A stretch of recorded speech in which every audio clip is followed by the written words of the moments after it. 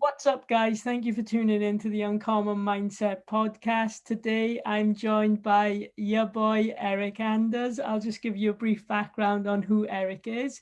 Eryk is an American professional mixed martial artist currently competing in the middleweight division for the UFC and a former college football player for the Alabama Crimson Tide.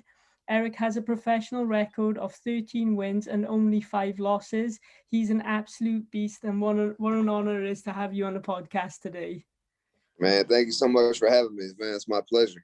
No worries, Eryk. So I just want to start off by asking, what was your upbringing like?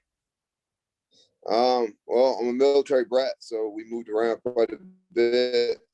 Lived in, several different countries, different states, different regions of the United States, and I think it was a blessing to be able to move and live in different countries and share, and experience different cultures and languages and ways of life and things like that. And it's just an awesome experience. Awesome. When did you, because I know obviously, you played for Alabama in American football. When did you actually start like mixed martial arts? I didn't start training until I was like 24, I believe, 24 years old. So, a little bit later than most people start, but once the bug bit me, that was it, Yeah. What made you actually, do mixed martial arts? Well, man, I was a competitor my whole life, and wanted to. And when football ended, just like living that civilian life, it just wasn't for me, man. I would wake up, go to work all day, come home, eat, shower, sleep, party on the weekends, and just kind of like live my life on repeat, and just kind of got static, and man, just found myself being bored and frustrated. Walked into a gym, started sparring, and man, fell in love with the sport and knew that this is what, not only what I wanted to do, but what I was meant to do. I wish that I would have found, MMA much sooner in life. Yeah. Obviously you played football at one of the highest levels in college. Did you take anything from what you learned there into mixed martial arts? I was fortunate enough to play for, the greatest college football coach of all time, and Nick Saban, and he always, he has like a knack for, articulating the process and what the process is, and for everything the process is different. So, you know, just dotting all the I's and crossing all the T's, and leaving no stones left unturned in terms of preparation to give yourself the best opportunity for a chance to win. Because, man, this is MMA, and we're playing 4-ounce gloves. So, just because you're well prepared doesn't always mean that you're going to win. So, it's just putting yourself in the best position possible to win. Yeah, of course. Yeah, of course. What's your mindset like when you're walking out to a fight? Do you ever get nervous? Man, to be honest, there's really nothing going on in my head. There's no checklist. There's no, I'm not really thinking about anything. It's more, just time to react and go do it. All the hay's in the barn. I have confidence in preparation, and now's the fun part. I Yeah. just have to remind myself to go out there and have fun. Try not to put too much pressure on myself, and just go out there and do what you've been training to do. Of course, yeah, and I really think that one of your nickname, your boy, I think that's one of the best nicknames in the UFC at the moment, and it's amazing. How did you actually get that nickname? Um, Man, it's just kind of the way I talk. I always say, man, hey, come help your boy out, man. Let your boy borrow $5, or Yeah. your boy, and the people at the gym just kind of stuck, and that's what that's what Yeah. it is. No, of course. I know that you got an incredible record, and I know that you went through a stage where you lost three in a row, and the first loss was against Machida, right? What was that whole experience like? Did you ever feel like giving up after the third loss, or were you just like, this is for me, this is what I want to do? Nah, not giving up, man. I was still, super young Hmm. in my career. And man, I did have the conversation with my manager, Jason House. I was like, dude, are they gonna cut me? Am I finna get the axe? And they didn't. I think they saw value in me and my fighting style, and they know that I'll step and fight anybody on any kind of day's notice. So I think that adds value to you, to me, in the eyes of the company. So they kept me around, and then like a month after I got my ass beat by Roundtree, I turned around and fought again and ended up knocking the dude out. Went on a little streak, and so yeah, I think they did the right thing by keeping me, and I look to get back on a win streak after this fight. Yeah, of course. And you're obviously fighting in March the 13th, right, against someone who's called the Dentist. Well, are you excited for that? Like, what are you going to bring anything new to that, or are you just going to go out and do what you do best? Man, I think at the end of the day, when the fight starts, I'll go out there and be me. But man, there's just certain intangible things that you can't change about a person. And I think that both me and Darren Stewart are fighters. And what I mean by that is that, man, it doesn't matter if either one of us gets rocked, or, we take a solid shot, or, I think as long as we're both conscious, the fight continues and will continue at a high pace. And so I think this fight is like a super fan-friendly fight. And this is what fans want to see, man. They want to see guys get in the middle, throw hands, and, yeah, find somebody on their back. No, of course, yeah. How do you like overcome, like, obviously we talked about the three losses that you had, but how do you overcome like a difficult situation in life? Like, do you ever like meditate, read books, or do anything like that? Well, Matt, I just now started reading books. I can't say that I've read too many over the course of my life, but over the past, 3 or 4 years, probably read more books than I have, the rest of my previous combined. So, yeah, I do a lot of meditation, visualization, yoga. There's things that kind of relax. But at the end of the day, I'm not a quitter, and 3 losses in a row, like, yeah, that can do a lot to somebody's confidence. But for me, my confidence was never really shook or rattled. I just okay. And, I give myself, like, another good thing about Nick Saban is he always talks about 24-hour rule, win, lose, or draw. You can celebrate for 24 hours. You can, cry in your beer and sulk for 24 hours. But man, come Monday, man, it's time to get back on the horse and get back to training, get back to work. And man, that's what I try and do. So, it is what it is, man. It's that 3-fight skid is, kind of like life. Sometimes you get knocked down, but man, failure is not fatal. You got to get back up, get back in the gym, get back training, try to correct your training mistakes, and keep moving on to the next. Of course, yeah. The road to success, failure is a part of that, right? And you got to fail to succeed, right? That's what they say. And I love that rule that Nick Saban has. A lot of like college and like NFL teams and stuff, they have that rule where it's 1-0, right? And then they go on to the next, and it's 1-0, and they go on to the next. Yeah. What's your biggest achievement so far in life? What would you say it is? Man, that's tough. Winning a national championship was cool. Fighting in the UFC is cool.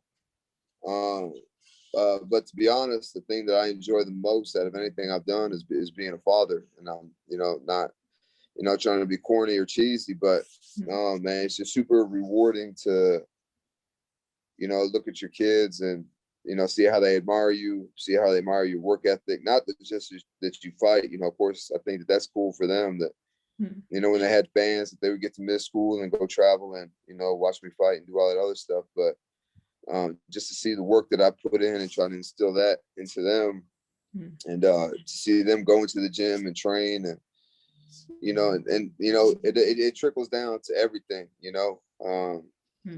It makes them work harder on their school stuff, and they just don't have the same issues and problems that a lot of other kids have, with like self-esteem issues and things like that. So, you know, it's just cool to, you know, be able to teach them, watch them grow and learn and, you know, make their own mistakes and, you know, Yeah. keep moving as well, you know. Of course, yeah. Like a mindset like yours is great because it rubs off on others and especially your kids, right? And are they doing like jiu-jitsu and stuff at the moment, do they?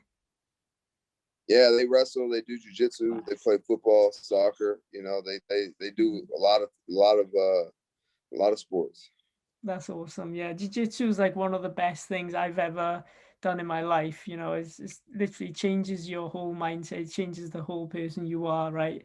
Yeah, that's amazing that You know, they're doing it. I think the individual sports are essential for Mm, young kids, especially boys, because man, they're physical and active anyway. So mm, you know, it's very humbling to go into a wrestling match and get tossed and thrown on your back and pinned. You know, and you know it happens to it's happened to my kids a few times, and you know, it kind of teaches them how to deal with frustration and losing and mm, it's embarrassing, dude, to go out there and get tossed like that in front of your mom, in front of your dad, in front of your brothers and stuff like that. But at the end of the day, I think personally that if you can deal with that, then anything the life throws at you, man, you'll be able to deal with and mm. you know uh without an emotional response. Because like I said, man, to go out there and get pinned or tossed or to lose a wrestling match in one-on-one, you can't blame anybody else. You can't say this, you can't say that.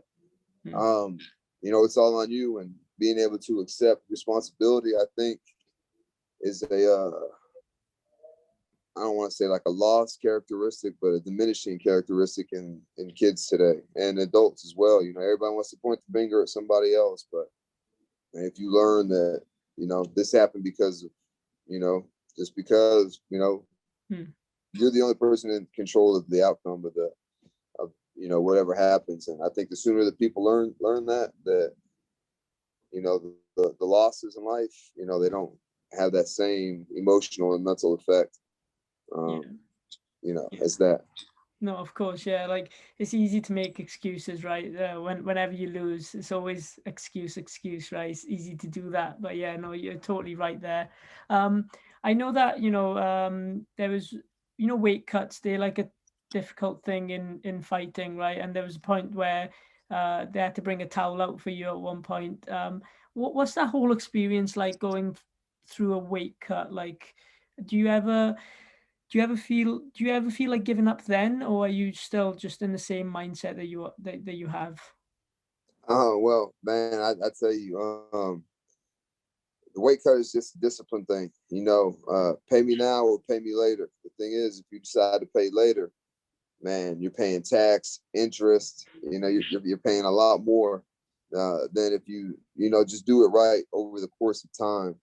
Mm. Um, so it is how you want to make it. I don't think there's, for me, there's not really an easy way, but there's a easier way and, a hard way. So, Mm. and it's just a discipline thing. The whole thing with the towel, that was at my first UFC fight. I was like 10-day notice, and I was like, 240 pounds whenever they called me for that fight. So, I went from 240 to 185 and some change in like 10 days.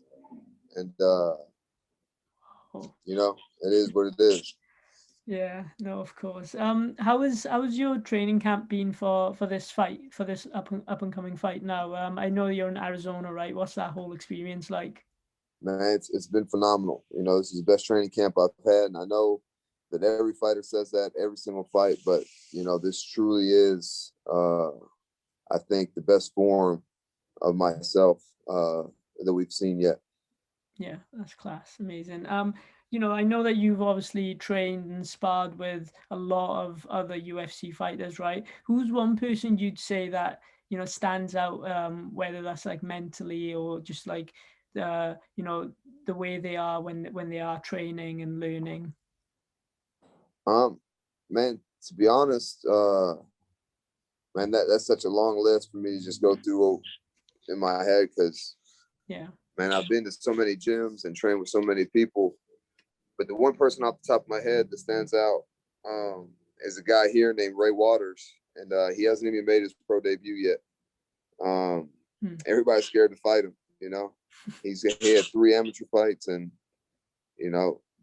people will accept the fight, but then as soon as they search on YouTube, they're like, nah, I ain't even trying to do that to myself. So but man, just the way he attacks the game on a mental level, he has all the physical attributes. Reminds me of a Tyron Woodley kind of guy. Shorter, welterweight, but man, just the explosion of power that this guy possesses. He doesn't feel like a welterweight, and just the way that he talks and he articulates what's going on in his head and his mindset.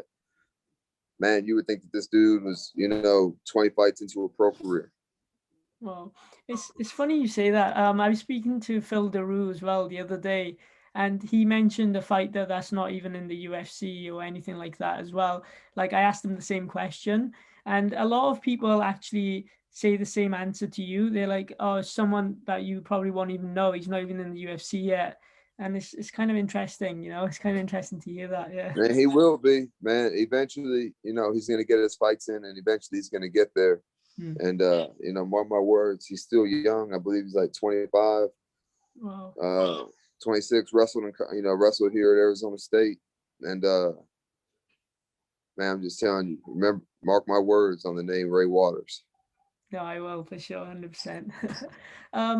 Yeah, obviously, I know that, you are a busy guy and stuff. I'll just, I always ask this question before I leave someone with the podcast. What would you tell your younger self if you could go back in time? Man, I probably would have told myself to come out to Arizona sooner and work with Eddie Cha and Santino DeFranco. Man, I'm telling you, man, these guys are unsung heroes. Just the knowledge and they articulate, man. It's shocking to me. Like, these guys have been in Cejudo's corner, winning championships and stuff. But I don't think outside the MMA community, people really know who these guys are. And I'm not sure why that is, but man, these guys are awesome, and that's what I would tell myself. I would tell myself, pack your bags and just come out here. And, I'd probably live out here. Yeah. No, it's amazing. No, thank you so much. Honestly, it's amazing just to listen to you, the mindset that you have, and I'm so excited to actually see you on March the 13th. Hopefully, whenever there's fans and stuff, I'd love to come and see you live as well. That'd be incredible. Man, I can't wait for the day where they have fans again. Yeah, of course. Yeah. No, thank you so much, Eryk. I really appreciate your time, just your wisdom that you provided, and yeah, I'm not going to say good luck. I've learned this thing from Jarvis Landry, who plays for the Browns. And he said in one of the vlogs they had, he said he doesn't say good luck. He says, be great. So that's what I'm going to say to you. Be great. Yeah, luck is for the ill prepared, my friend. And I'm certainly very well prepared for this upcoming bout. Of course. No, of course. Yeah. Thank you so much, Eryk, and all the best. Thank you. All right. Appreciate it, brother. Thank you.